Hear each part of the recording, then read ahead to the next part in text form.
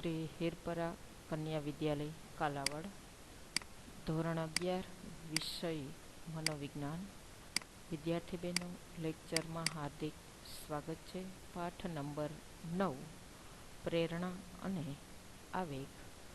આગળના લેક્ચરમાં આપણે પ્રેરણાની વ્યાખ્યા, પ્રેરણાનો અર્થ અને પ્રેરણા ચક્ર વિશે સમજ મેળવી. પ્રેરણાની વ્યાખ્યા આપણે જોઈ કે પ્રેરણા એ એક આંતરિક જરૂરિયાત છે કે જે પ્રવૃત્તિને ઉદ્દીપ્ત કરનાર અને તેને પોષનાર એક વિશિષ્ટ પરિબળ છે.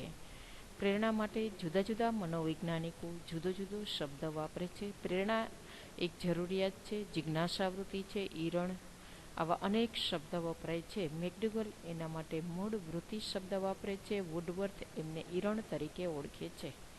જ્યારે સીટી મોર્ગન પ્રેરણાને એક ચક્રીય તરીકે ગણે છે કે માનવીની પ્રેરણા ક્યારેય પૂરી થતી નથી, સતત પ્રેરણા ચાલુ જ રહે છે. પ્રેરણા જાગે એટલે એને અનુરૂપે વર્તન કરે એટલે એમને લક્ષ્ય પ્રાપ્ત થાય અને માનવી સંતોષ કે રાહત અનુભવે છે. આમ માનવ જીવનનું અસ્તિત્વ ચાલુ રાખવા માટે પ્રેરણા છે એ ખૂબ જ જરૂરી છે. પ્રેરણાના પ્રકારો મૂળભૂત રીતે બે છે: શારીરિક પ્રેરણા અને મનોસામાજિક પ્રેરણા. માનવીની મુખ્ય જરૂરિયાત જે છે એ પૂરી કરવા માટેની જો પ્રાથમિક કોઈ પ્રેરણા હોય તો એ છે શારીરિક પ્રેરણા. આટલી વિસ્તૃત સમજ આપણે આગળના લેક્ચરની અંદર મેળવી હતી. આ પાઠનો આ ત્રીજો લેક્ચર છે. આજના લેક્ચરમાં શારીરિક પ્રેરણા 4 છે: ભૂખ, તરસ, ઊંઘ અને જાત્યતા. તેમાં તરસ વિશે આપણે સમજ મેળવીશું. ભૂખ વિશે આગલા લેક્ચરની અંદર સમજ મેળવેલી કે માનવીની આંતરિક જ્યારે પ્રેરણા ભૂખની જાગે ત્યારે માનવી એમને પૂરી કરવા માટે કોઈને કોઈ પ્રવૃત્તિ તરફ વળે છે અને એના દ્વારા પોતાની ભૂખને સંતોષે છે. ભૂખ લાગે છે ત્યારે શરીરની અંદર શું ફેરફાર થાય છે તો કે જઠરની અંદર આકુંચન થાય છે. હાઇપોથેલેમસ કે જે મગજનું એક કેન્દ્ર છે. મગજના 3 ભાગો વિદ્યાર્થી બહેનો આપણે પાઠ નંબર 4ની અંદર જોઈ ગયા. નાનું મગજ, સીમાવર્તી તંત્ર અને મોટું મગજ. જેમાં સીમાવર્તી તંત્ર છે એ 3 વસ્તુનું બનેલું છે: હાઇપોથેલેમસ, હિપ્પોકેમ્પસ અને એમિગડાલા. એમાં હાઇપોથેલેમસ એ સીમાવર્તી તંત્રનો સૌથી નાનો ભાગ છે, પરંતુ તે માનવીની જે પ્રાથમિક જરૂરિયાત છે ભૂખ, તરસ, ઊંઘ અને જાત્યતા જેવી પ્રેરણાઓને નિયંત્રિત કરવાનું કાર્ય આ મગજમાં આવેલું હાઇપોથેલેમસ કરે છે કે જેના દ્વારા માનવી પોતાની ભૂખ સંતોષે છે. તો માનવીએ પોતાનું અસ્તિત્વ ચાલુ રાખવા માટે કેવો આહાર લેવો જોઈએ તો કે સમતોલ અને પૂરા પોષક તત્વો મળે તેવો આહાર લેવો જોઈએ. હવે જોઈએ આપણે તરસ. તો કે માનવીની મૂળભૂત જે જરૂરિયાત છે એમાં તરસનું શું સ્થાન છે. જો વિદ્યાર્થી બહેનો, માનવી ખોરાક વગર લાંબો સમય રહી શકે છે, પરંતુ પાણી વગર રહી શકતો નથી. જો આપણે કલાકો સુધી પાણી ન પીએ એટલે કે તરસ્યા રહેવું પડે તો આપણને શું થાય છે? ગળામાં સોસ પડે છે, ચક્કર આવે છે અને આ રીતે શરીરની અંદર પણ પાણી ખલાસ થઈ જાય તો અનેક પ્રકારના આંતરિક ફેરફારો થાય છે. ડિહાઇડ્રેશન જેવી સ્થિતિ થાય છે. પાતળા ઝાડા પણ થઈ જાય છે અને એને પૂરું કરવા માટે આપણે શું લેવું પડે છે તો કે ORSનું દ્રાવણ શરીરની અંદર લેવું પડે છે. તો આવી કલ્પના પણ તરસની પ્રેરણાની તીવ્રતાનો ખ્યાલ આપણને આપી જાય છે. તરસ એ ભૂખથી પણ વધારે ખૂબ જ તીવ્ર પ્રેરણા છે. આ પણ એક જન્મજાત પ્રેરણા છે. માનવી ખોરાક વિના આપણે કીધું તેમ કે લાંબો સમય ચલાવી શકે છે, પરંતુ અમુક કલાકોથી વધુ સમય પાણી વિના ચલાવી શકતો નથી. તરસ લાગે ત્યારે ગળામાં સોસ અનુભવાય છે. ખાલી ગળાને ભીનું કરવાથી પાણીની જરૂરિયાત સંતોષાતી નથી.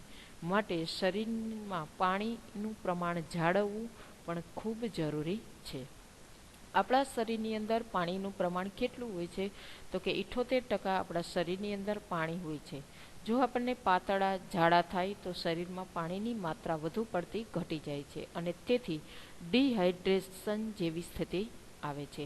એને લીધે વ્યક્તિની શું થાય છે તો કે નબળાઈ અનુભવે છે અને આ નબળાઈને દૂર કરવા માટે દર્દીને ORSનું દ્રાવણ પીવડાવવામાં આવે છે, જેથી તેનું સ્વાસ્થ્ય જાળવી શકાય અને શારીરિક નબળાઈ છે એ દૂર કરી શકાય. માટે માનવીની જે જન્મજાત જરૂરિયાત છે એ વિદ્યાર્થી બહેનો ખાસ ભૂખ અને તરસ બંને સમયને અનુરૂપ સંતોષવી ખૂબ જરૂરી છે.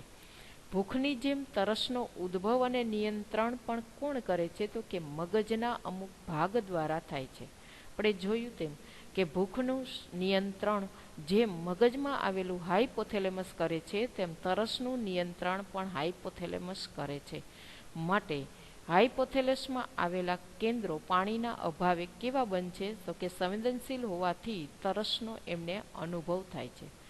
આથી જ કારણ કે લાંબો સમય સુધી જો વ્યક્તિ તરસો રહે તો એમના શરીરની આંતરિક ઘણા બધા ફેરફારો થાય છે. મગજની જે ક્રિયાશીલતા છે એમને પણ અસર થાય છે. તો તેની સાથે સંશોધનો બતાવે છે કે તરસ સાથે આપણી સામાજિક, સાંસ્કૃતિક અને કેટલીક અંગત ટેવોનો સંબંધ પણ રહેલો છે. સામાજિક અને આપણી સંસ્કૃતિ એટલે કે આપણે કોઈ ઘરે મહેમાન આવે તો આપણે સૌ પ્રથમ પાણી એમને આપીએ છીએ. એનું કારણ એ છે કે એ લાંબા અંતરેથી આવતો હોય ત્યારે એમને તરસ લાગી હોય છે, ગળામાં શોષ પડતો હોય છે, એટલે સૌ પ્રથમ આપણે એમને પાણી આપીએ છીએ. તો એમની સાથે આપણી અનેક પ્રકારની સંસ્કૃતિ સંકળાયેલી છે. એની સાથે સાથે વ્યક્તિની અંગત ટેવો પણ રહેલી છે. જેમ કે સવારે ઉઠી અને નરણા કોઠે પાણી પીવું, રાત્રે સૂતા પહેલાં પણ પાણી પીવું જોઈએ, જમીને પણ કોગળા કરી અને પાણી પીવું જોઈએ. પાણી પીવાથી આપણે લીધેલો જે ખોરાક જે શરીરની અંદર ગયેલો છે એને પચવામાં સરળતા રહે છે. ત્યારબાદ જોઈએ વિદ્યાર્થી બહેનો, શારીરિક પ્રેરણાનો ત્રીજો પ્રકાર છે જે ઊંઘ, જે આપણને ખૂબ ગમે છે. બરાબર કે વારંવાર ચાલુ લેક્ચરે આપણે ઊંઘ આવી જાય છે. હવે માનવીની જેમ ભૂખ અને તરસ નામની પ્રેરણા પણ સંતોષવી જરૂરી છે, એટલી જ વિદ્યાર્થી બહેનો ઊંઘને પણ પૂરી કરવી જરૂરી છે. હવે ગમે ત્યારે આપણને ઊંઘ આવે છે એનું કારણ શું છે? કે જ્યારે નિદ્રાનો સમય હોય છે ત્યારે આપણે પૂરતી ઊંઘ લેતા નથી, એટલે આખા દિવસનો જે સમય છે એ આપણો ઊંઘની અંદર જ પસાર થાય છે. તો ઊંઘ કે નિદ્રાનો શારીરિક, માનસિક સ્વાસ્થ્ય સાથે પણ સંબંધ રહેલો છે. ભૂખ અને તરસની પ્રેરણા કરતાં પણ ઊંઘની પ્રેરણા વધુ તીવ્ર છે. જો વ્યક્તિને ઊંઘ આવતી હોય ત્યારે ભૂખ લાગી હોય તો જમ્યા વિના પણ ઊંઘ આવી જતી હોય છે. તો આપણે પણ એ જાણીએ છીએ કે ઊંઘનો સમય કેવો હોવો જોઈએ? નક્કી નિયત સમય થાય ત્યારે જ આપણે ઊંઘનો અનુભવ કરીએ છીએ. પણ વિદ્યાર્થી બહેનો, આપણા માટે આ કાર્ય ઉલટું છે કે નિયત સમય સિવાય પણ આપણને ઊંઘ આવે છે. તો પ્રાયોગિક સંશોધનો ઊંઘ વિશે શું કહે છે? કે જેનાથી ઊંઘની અસર વ્યક્તિના સ્વાસ્થ્ય ઉપર, શારીરિક અને માનસિક સ્વાસ્થ્ય ઉપર શું અસર થાય છે તેના માટે મનોવૈજ્ઞાનિકોએ સંશોધન કરી અને આપણને સમજ આપેલી છે કે લાંબા સમય સુધી એટલે કે 8 થી 10 દિવસ સુધી સતત જાગેલી વ્યક્તિ જો 8 કે 10 દિવસ ઊંઘ ન લે તો એ ભ્રમ અને વિભ્રમ, આ ભ્રમ અને વિભ્રમ એક પ્રકારનો માનસિક રોગ છે જેને મનોવિકૃતિ કહેવામાં આવે છે. એનો આ વ્યક્તિ શું બની જશે? ભોગ બની જશે, એટલે કે એને એ રોગ થશે. 1964માં 70 વર્ષની રેન્ડી ગાર્ડન નામની વ્યક્તિ કે જે ગિનિસ બુક ઓફ વર્લ્ડ રેકોર્ડ્સમાં સ્થાન મેળવવા સતત શું કર્યું એમણે? તો કે 264 કલાક જાગતો રહેલો. પરંતુ દિવસો જતા ગયા એમ શું થયું? તો કે શારીરિક અને માનસિક સ્વાસ્થ્ય એમનું ખોરવાઈ ગયું. જો એમની એક ઈચ્છા હતી કે ગિનિસ બુક ઓફ વર્લ્ડની અંદર મારે નામ નોંધાવવું છે, એટલે એમને કેટલા કલાકની ઊંઘ ન લીધી? 264 કલાક. હવે આ ઊંઘ ન લીધી એટલે એમને શારીરિક અને માનસિક સ્વાસ્થ્ય ઉપર અસર થઈ.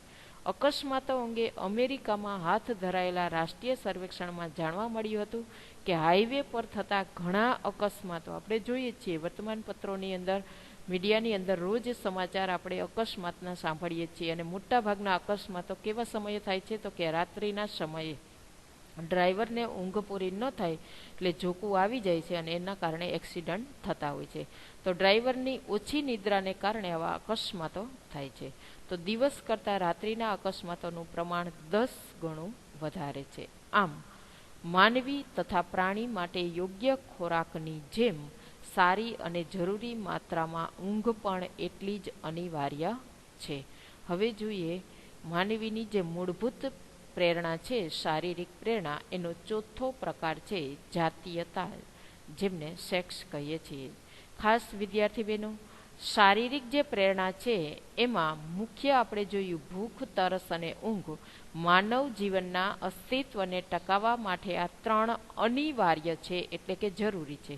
પરંતુ જાતીયતા એના જેટલી જ જરૂરી છે નહીં. તો માનવી અને પ્રાણીના જીવનમાં જાતીય પ્રેરણાનું પણ એક વિશિષ્ટ સ્થાન છે. આ એક ખૂબ જ તીવ્ર પ્રેરણા હોવા છતાં ભૂખ અને તરસની જેમ, ખાસ વિદ્યાર્થી બહેનો, એને તાત્કાલિક રીતે સંતોષવી જરૂરી નથી.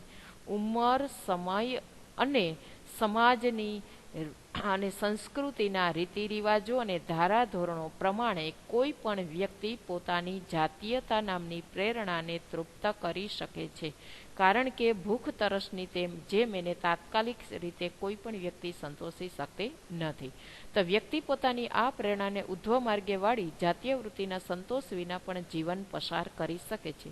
સાધુ સંતો અને મહંતોને આપણે જોઈએ છીએ કે આ પ્રેરણાને ઉધ્વ માર્ગે એટલે બીજી દિશામાં વાળી અને પણ માનવી એના વિના જીવન જીવી શકે છે. એટલે કે માનવીએ પોતાનું જીવન જીવવા માટે જાતીયતાની પ્રેરણાને તૃપ્ત કરવી અનિવાર્ય નથી. ભારતીય સંસ્કૃતિમાં 4 પુરુષાર્થો કીધા છે: ધર્મ, અર્થ, કામ અને મોક્ષ. તો પ્રાચીન સમયમાં કામ કલાનું શિક્ષણ પણ જીવ વિજ્ઞાન તરીકે અપાતું. વાત્સ્યાયન નામના ઋષિ દ્વારા જાતીયતા વિશે લખાયેલ વાત્સ્યાયન કામસૂત્ર ગ્રંથ આજે પણ વિશ્વ પ્રસિદ્ધ છે, કે જેમાં જાતીયતા વિશેની આ ગ્રંથની અંદર, વાત્સ્યાયન કામસૂત્રની અંદર વિસ્તૃત સમજ આપેલી છે.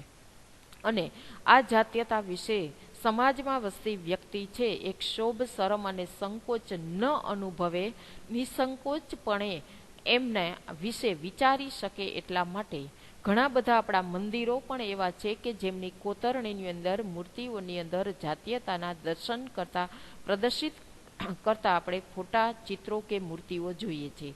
ઉદાહરણ તરીકે જોઈએ તો ભારતમાં ખજુરાહોના મંદિરોમાં જાતીયતા સંબંધિત મૂર્તિઓ નિશ્ચિતપણે પ્રદર્શિત કરવામાં આવેલી છે. માટે જાતીયતા વિશે કોઈ પણ પ્રકારની શરમ, સંકોચ કે પાપની લાગણી અનુભવવી જોઈએ નહીં. વૈજ્ઞાનિક દ્રષ્ટિએ અને વિધાયક દ્રષ્ટિકોણથી વ્યક્તિના શારીરિક અને માનસિક સ્વાસ્થ્ય માટે જાતીયતા જરૂરી છે, એ રીતે વિચારવું જોઈએ.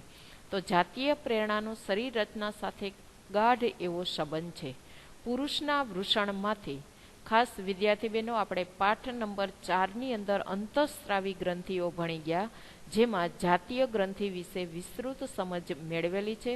તો પુરુષના જે જાતીય અંગ છે વૃષણ, એમાંથી એન્ડ્રોજિન્સ અને ટેસ્ટોસ્ટેરોન, અને સ્ત્રીના અંડાશયમાંથી જરતો એસ્ટ્રોજિન્સ નામનો સ્ત્રાવ જાતીય પરિપક્વતા અને કામેચ્છાની જાગૃતિમાં મહત્વનો ભાગ ભજવે છે. અહીંયા શબ્દ મૂકેલો છે પરિપક્વતા. આપણે કીધું તેમ સમાજ, સમય અને સંસ્કૃતિને ધ્યાનમાં રાખી અને દરેક વ્યક્તિ પોતાની જાતીયતાને સંતોષતી હોય છે. એટલે કે જાતીયતા નામની પ્રેરણા એવી છે કે એને તાત્કાલિક રીતે સંતોષવી જરૂરી નથી. આધુનિક સંશોધનો મુજબ હાઇપોથેલેમસ અને મસ્તિષ્ક ક્ષાલ, કે જે મગજનું એક આવરણ છે, આ જે 2 કેન્દ્રો છે મગજના, તેમાં જાતીય પ્રેરણાને ખાસ સંબંધ ધરાવે છે. તો જાતીયતા વિશે વ્યક્તિનો અંગત દ્રષ્ટિકોણ એટલે વ્યક્તિનો પોતાનો વિચાર, અને સમાજ અને સંસ્કૃતિના ઘટકો પણ જાતીય પ્રેરણા સાથે સંકળાયેલા છે.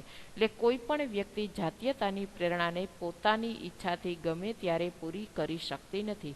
એમાં આપણા સમાજ અને સંસ્કૃતિના ધારાધોરણો પ્રમાણે વ્યક્તિ છે એ પોતાની જાતીયતાની પ્રેરણાને તૃપ્ત કરે છે. તો આગળના લેક્ચરમાં વિદ્યાર્થી બહેનો આપણે પ્રેરણાના બીજો પ્રકાર મનોસામાજિક પ્રેરણા વિશે સમજ મેળવીશું. અસ્તુ.